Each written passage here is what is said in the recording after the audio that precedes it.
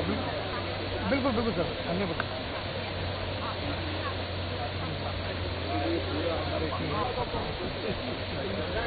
आवागमन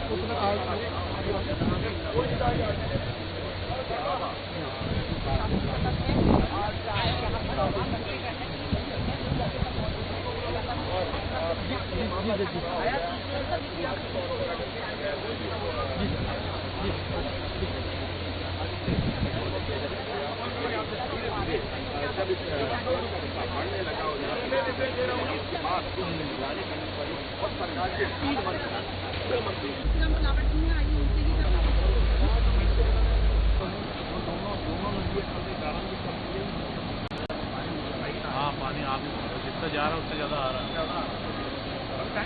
हाँ, हो जाएगा मालिक के चार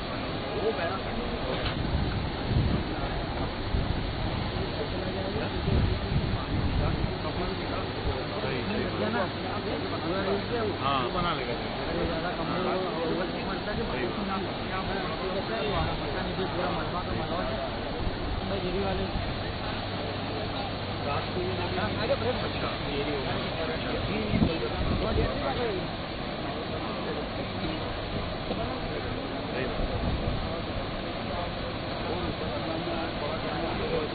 हाँ और जोड़ा हो जाएगा।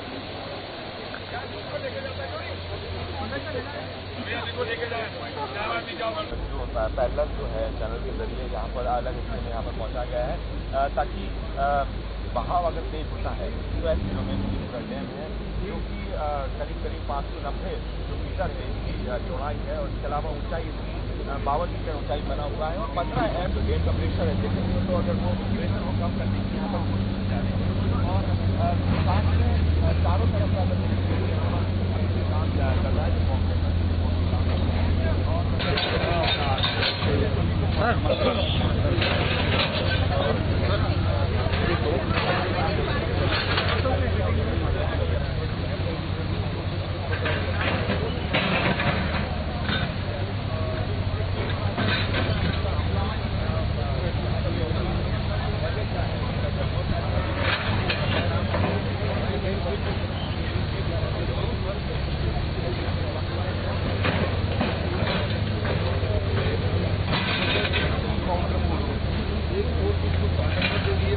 पानी कम होना बस पानी उतना कम नहीं होगा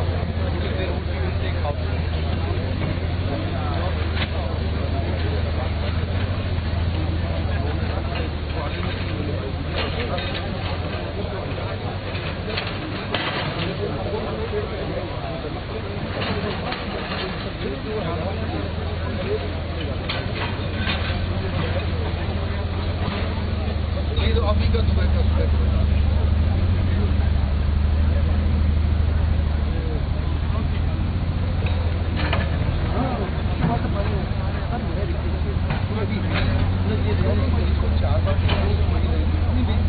चार काम है अपने वो 4 काम बोल दिए मुझे जहाँ दोबारा भी कहोगे तुम भी वैसी होगा यार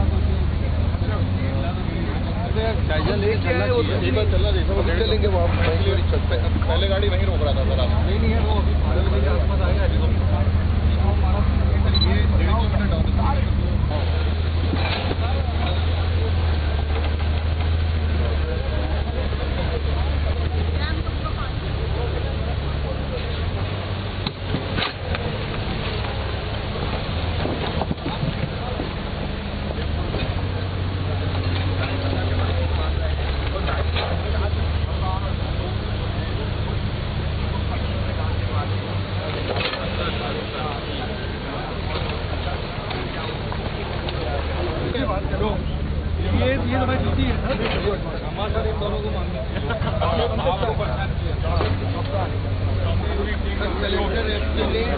है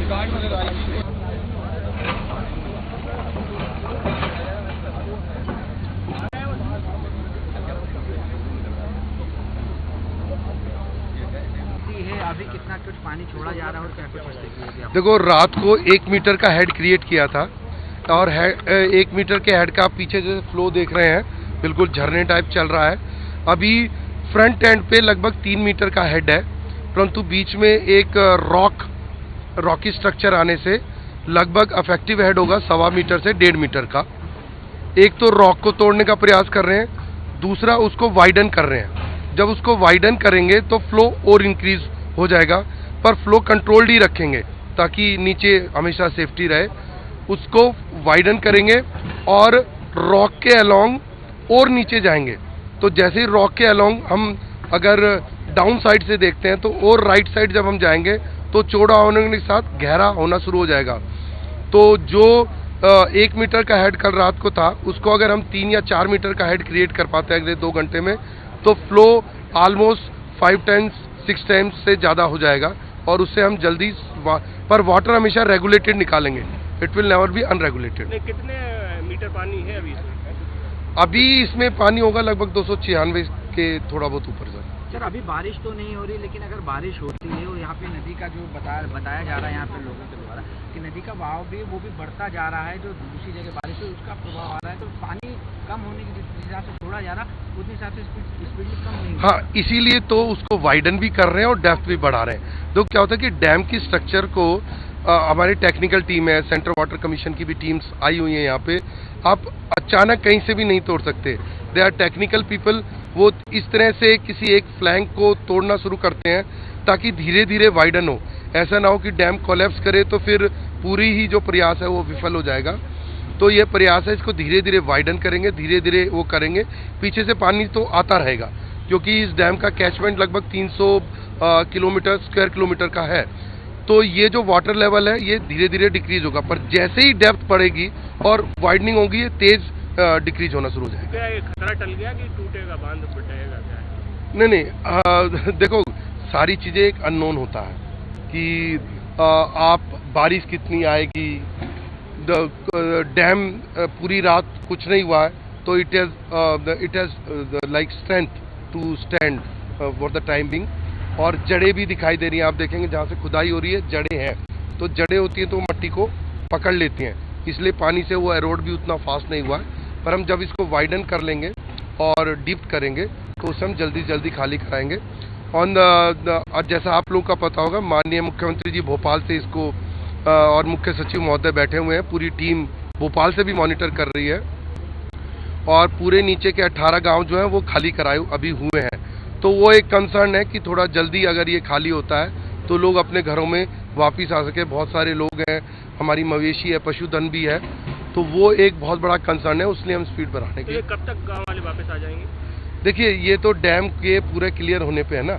मैंने कहा ना, ये क्वेश्चन अननोन और फ्यूचर है। मतलब खतरा अभी टला नहीं है। देख, इट्स नॉट क्वेश्चन ऑफ खतरा। क्या होता है कि हम सावधानी ले रहे हैं कि पानी को रेगुलेटेड निकालते रहें। तो सावधानी में हम गांव वालों को, आप देखिए जो डैम के डिजाइन होते हैं, ऐसा भी हो सकता है कि फ्लैश फ्लड का पानी गांव में ना जाए, पर हमें किसी भी मुसीबत के लिए सावधानी लेनी पड़ती है कि हमारे जनधन और पशुधन को कोई इफेक्ट ना हो। तो इस सावधानी के रूप में उनको अभी ऊपरी जगह और अलग अलग जगह रोका हुआ है।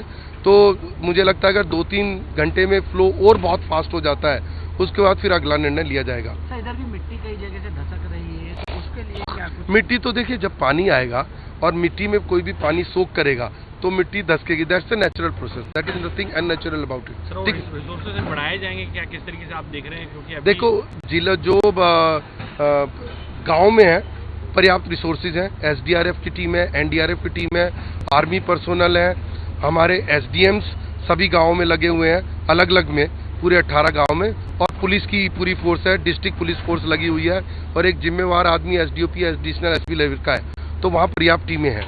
हाईवेज पे पर्याप्त टीमें हैं ब्लॉक करने के लिए और डाइवर्ट करने के लिए। यहाँ पे वो रिसोर्स बढ़ा रहे हैं, पर यहाँ पे टेरेन गीला और टफ होता जाता है, आप जानते हैं। तो ये लेफ्ट साइड में जो मिट्टी हटाई थी उसको सॉलिडिफाई करके प्लेटफॉर्म्स बनाए जा रहे हैं ताकि 4 मशीनें पैरेलल काम कर सके फ्रॉम वन साइड।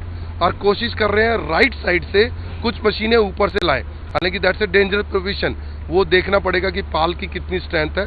तो वो जो टेक्निकल अपने इंजीनियर्स हैं, दे आर ट्राइंग कि हम इस काम को 4-5 गुना कर सकें। डिले हो रहा है काम, इसलिए गांव वालों में रोष है कि बहुत लेट देखिए, मैंने कहा अगर हम कभी भी कोई कंट्रोल्ड पानी रिलीज करेंगे तो समय लगेगा, और जो हमारे गांव वाले नागरिक हैं उनका रोष भी एक तरह से जायज़ है, क्योंकि देखो कोई भी अपने घर से जब बाहर किसी भी समय के लिए जाता है तो एक दुख भी होता है और असुविधा भी होती है।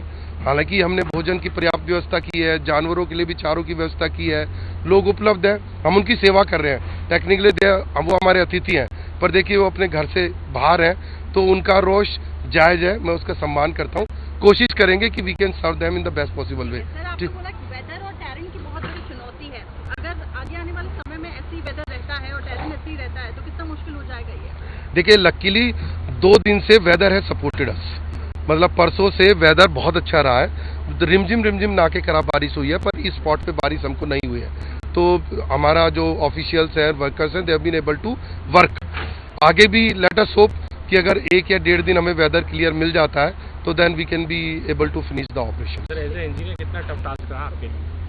नहीं, इंजीनियरिंग मेरी क्वालिफिकेशन है, पर चूंकि मैं उसमें काम अभी नहीं देखता हूँ, तो मेरा काम तो एडमिनिस्ट्रेटर के रूप में है।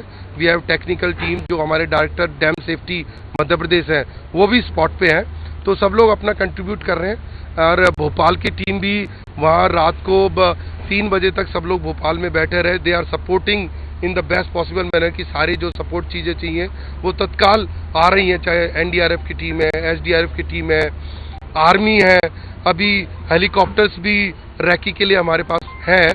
तो मतलब सब लोगों ने अपना बहुत अच्छा कंट्रीब्यूशन किया है और भोपाल से बहुत अच्छी लीडरशिप हम लोग को मिली है।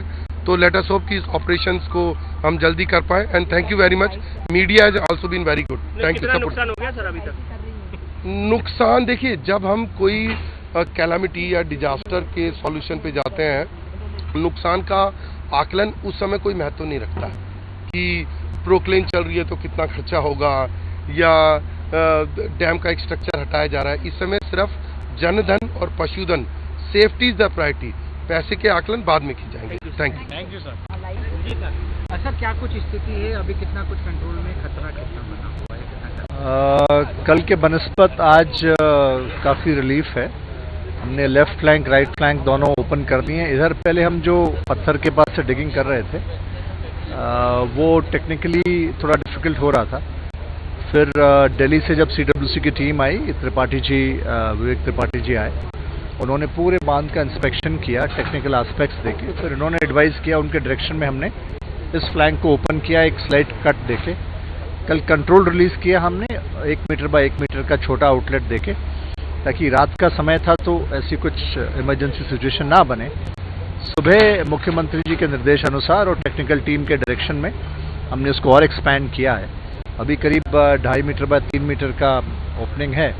हमारा प्रयास ये है कि हम इसको तकरीबन 4 मीटर बाय 5 मीटर का सरफेस खोल दें, तो आने वाले समय में अभी जो वाटर एग्जिट लेवल पॉइंट हमारा यहाँ का है वो है 295। जो वाटर टेबल है यहाँ का लेवल वो है करीब 297। So 2 metres below existing water level पे हमने एग्जिट पॉइंट बनाया है। हम इस एग्जिट पॉइंट को टारगेट कर रहे हैं 290 के लेवल पे ले जाने से। 290 के लेवल पे ले जाएंगे तो 7 मीटर डैम का वाटर डिक्रीज पॉइंट आउटलेट हम यहाँ पे दे देंगे, तो उससे काफ़ी हमें रिलीफ मिलेगा। डैम का प्रेशर कम होगा। वेदर फोरकास्ट है 15 तारीख से हैवी रेनफॉल्स का। हमारा टारगेट ये है कि हैवी रेनफॉल्स आ भी जाएं तो उससे पहले 2 से 3 MCM वाटर रिलीज कर दें। अभी कंटेनमेंट है 15 MCM का। टेक्निकल टीम डायरेक्शन दे रही है, प्रशासन अलर्ट है, गांव की व्यवस्था सुचारू है। मुख्यमंत्री हर आधे घंटे पर्सनली मॉनिटर कर रहे हैं।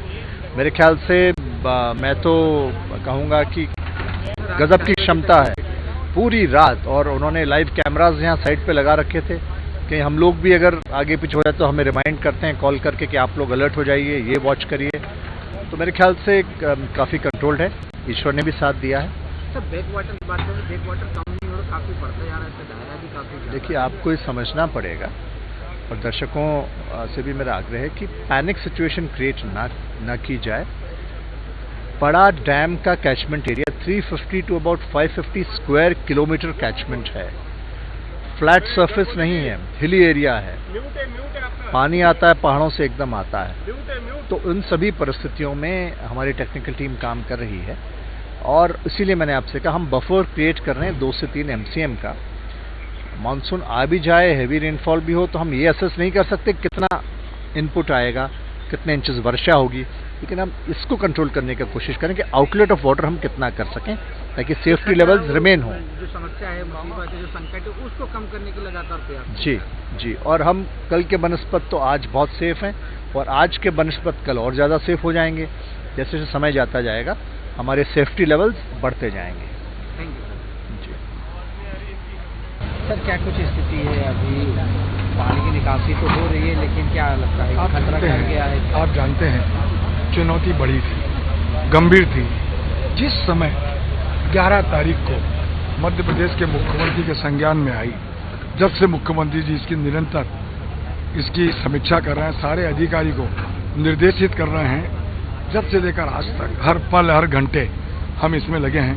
पहली जवाबदारी हमारी थी कोई भी जनहानि नहीं हो, कोई भी कैजुअल्टी नहीं हो, और जो 18 ग्राम के जो परिवार थे हजारों की संख्या में, उनको सुरक्षित रखना, सुरक्षित स्थान पे भेजना, उसमें भी हमें सफलता मिली है।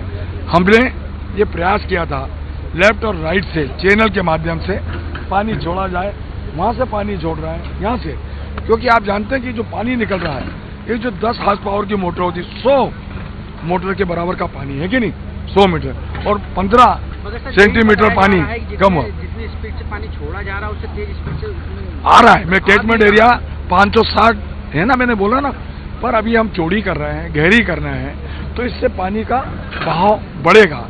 पर आप बताओ, ये भी देखने को मिल रहा है कि कई जगह से रिसाव बीच में से शुरू हो रहा है धीरे-धीरे। ये आप देखो, कहीं मिट्टी भी दरक रही है। नहीं, ये मिट्टी तो ये कर ही रही है। 40 सेंटीमीटर मिट्टी थी ये पीछे।